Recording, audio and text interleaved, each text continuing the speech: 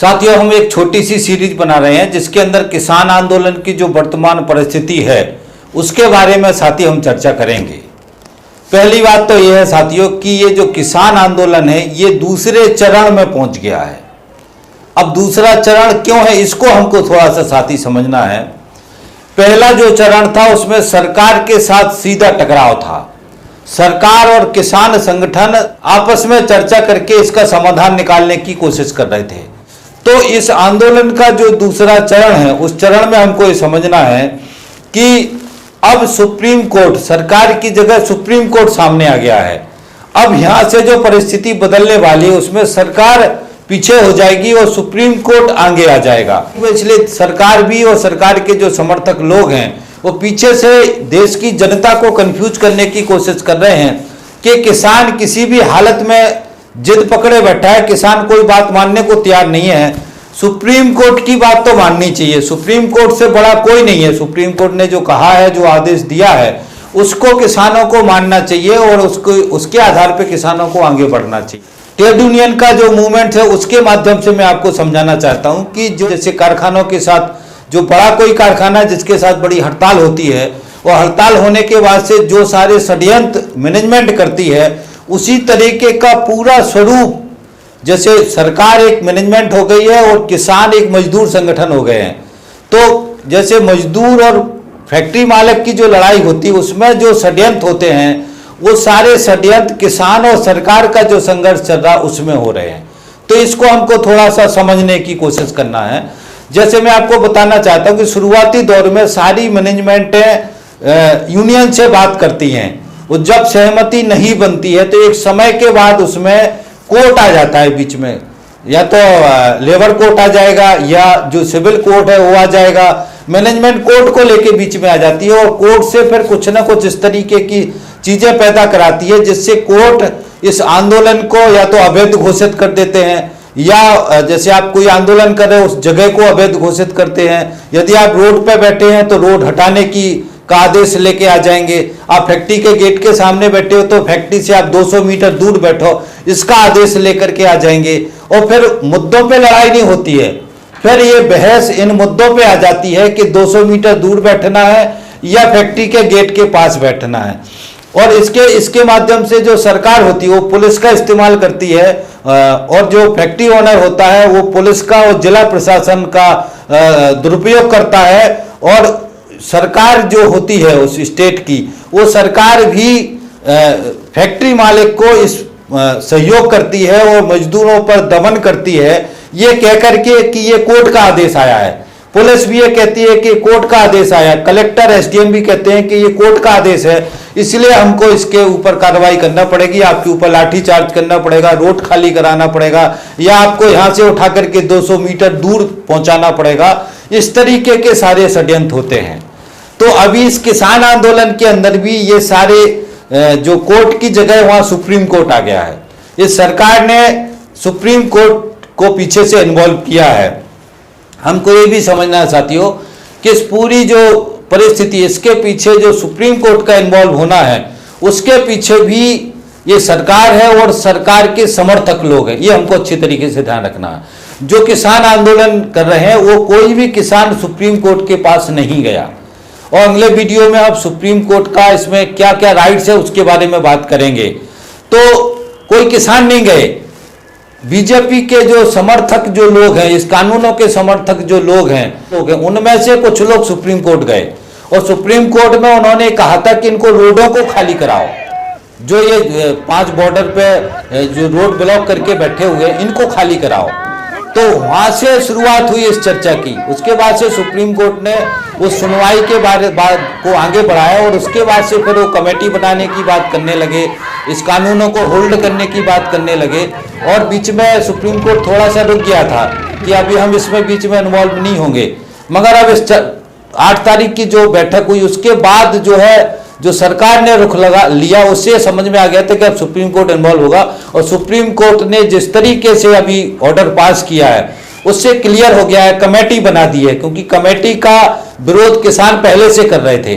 तो ये टकराव का जो है आदेश पारित कर दिया जिसको किसानों ने खारिज कर दिया। अब किसानों के खारिज करते ही ये सिचुएशन देश के अंदर बन रही है कि किसान सुप्रीम कोर्ट का भी आदेश नहीं मान रहे। जो मैं आपको, ये सरकार का एक साजिश है जिसको हमको और हमारे देश की जनता को, खासतौर से किसान आंदोलन में जुड़े साथी हैं और देश के यूथ हैं, किसान हैं, उनको समझना है। तो ये अब इसके आगे क्या होगा ये भी हमको समझना है साथियों, कि अब ये सरकार जो अगली बैठक होने वाली है, उस बैठक में मेरा जो अनुभव बोलता है या जो ट्रेड यूनियन का अनुभव है, उसमें सरकार अब इस रुख पे जाएगी कि जो सुप्रीम कोर्ट ने एक्चुअली एक आदेश दे दिया है, कमेटी बना दी है, इसलिए अब हम इस मुद्दे पे चर्चा नहीं कर सकते। इसी तरह पे सरकार बढ़ेगी, हमारा जो अंदाजा है ये बिल्कुल पक्का है, या इसी के आजू बाजू वाला कोई घुमा घुमा के कोई फैसला करने की कोशिश करेंगे।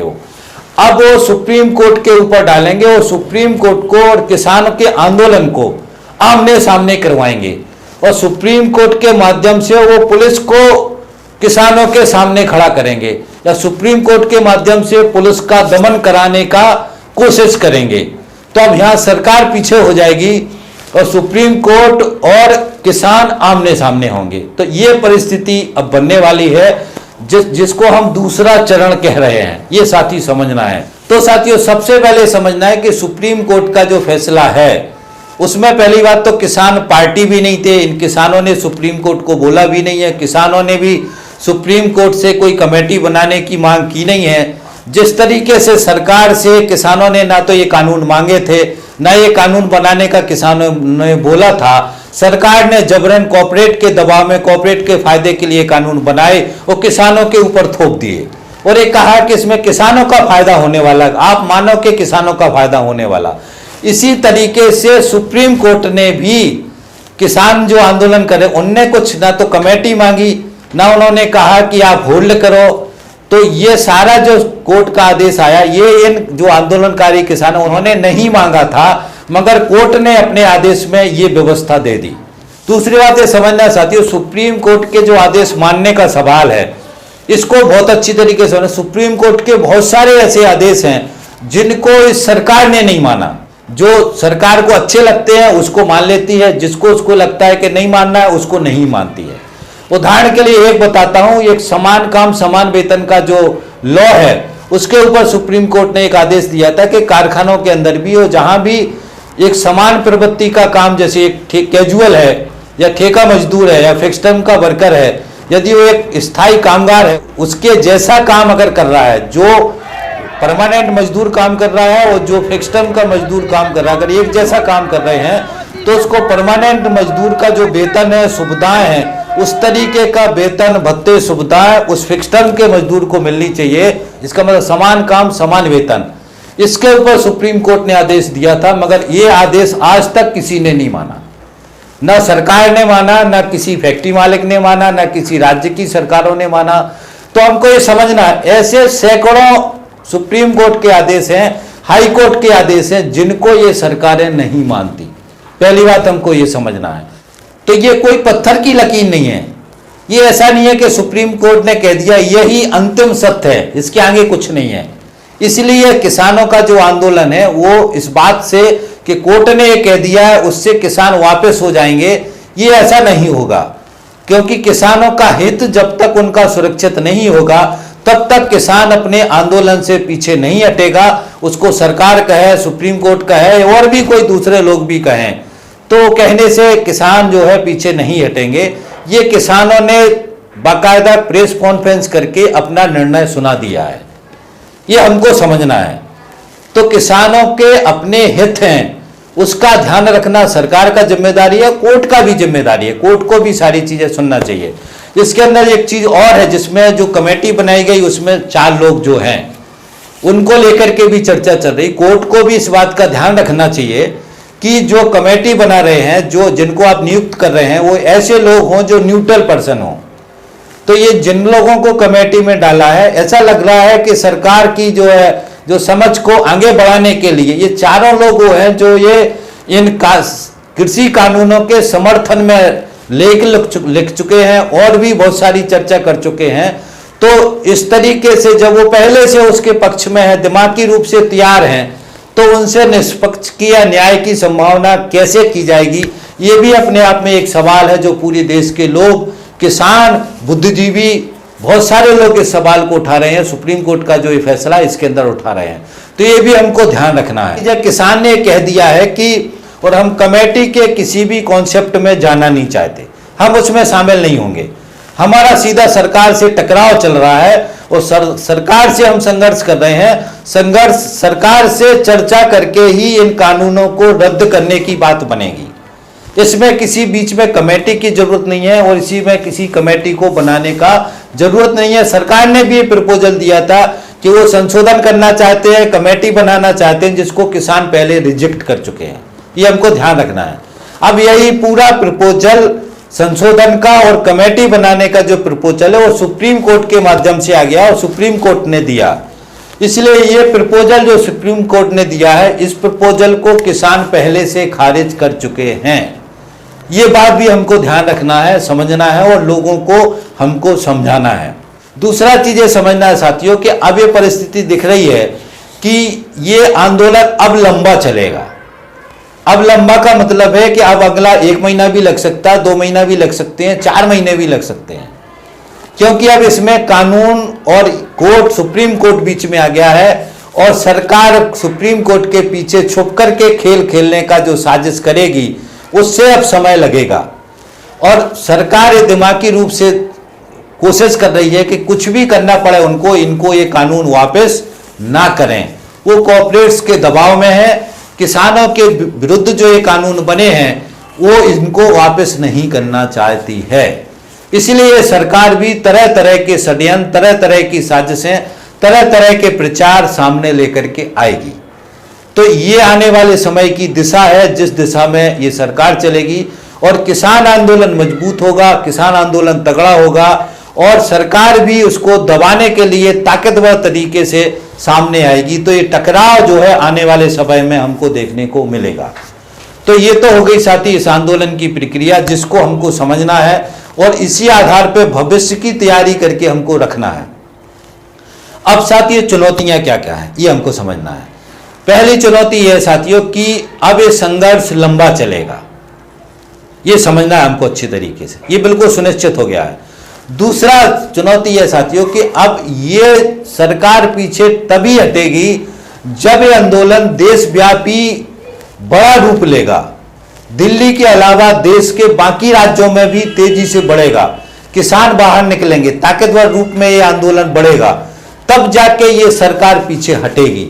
ये भी हमको ध्यान रखना है। इसलिए आज की चुनौती ये है कि इस बात को, किसान के आंदोलन को, इस पूरी सच्चाई को देश के बाकी हिस्सों में, दिल्ली, हरियाणा, पंजाब, राजस्थान, दिल्ली के आजू बाजू जो आंदोलन चल रहा है, इसको प्रदेशों की राजधानी या प्रदेशों में, जैसे साउथ का केरला हो गया, तमिलनाडु हो गया, आंध्र प्रदेश हो गया, कर्नाटका हो गया, महाराष्ट्र हो गया, आपका बंगाल हो गया, असम हो गया, ये जो इस तरफ के राज्य हैं, उड़ीसा हो गया, तो ये जो सारे स्टेट हैं, बाकी के जो स्टेट, बिहार हो गया, उत्तर प्रदेश हो गया, ये सारे स्टेटों में इस आंदोलन को हमको ले जाना पड़ेगा। सारे आंदोलन में किसानों को जागरूक करना पड़ेगा, सारे प्रदेशों में किसानों को जागरूक करना पड़ेगा और सारे प्रदेशों में बड़ी बड़ी रैलियां हो, किसान अपने ट्रैक्टर लेकर के निकलें, आंदोलन करें। इस तरफ ये आंदोलन जाएगा, तभी साथियों ये सरकार पीछे हटने का सोचेगी। मैं आपसे फिर से समझा देता हूं, बीजेपी का, आरएसएस का जो चरित्र है उसके आधार पर यह सुनिश्चित है कि यह सरकार तभी पीछे हटेगी जब सरकार को यह डर हो जाएगा कि यह सरकार राजनीतिक रूप से देश की जनता या देश का किसान इस सरकार को रिजेक्ट कर देगा या बीजेपी को रिजेक्ट कर देगा। आने वाले चुनाव में, चाहे किसी भी स्टेट में चुनाव हो, किसी भी तरह के चुनाव हो, उसमें भारतीय जनता पार्टी चुनाव में हारेगी।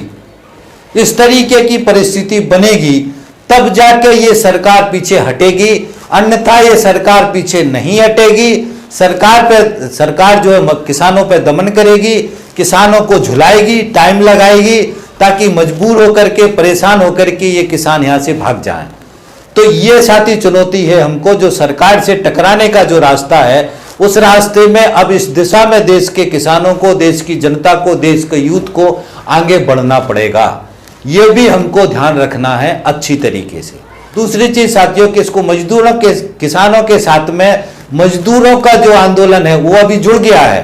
किसान किसानों के साथ में मजदूर, सारी ट्रेड यूनियंस खड़ी हुई हैं, मगर वो ताकतवर रूप में, दिमाग से रूप से तैयार होना कि मजदूरों को और किसानों को मिलकर के इन कानूनों के खिलाफ लड़ना है। और जो मजदूर के जो कानून है, चार काली संहिता हैं, उनको वापस लेने के लिए, और ये 3 जो कृषि कानून है, काले कानून है, इनको वापस लेने के लिए संयुक्त रूप से हमको लड़ाई लड़नी होगी।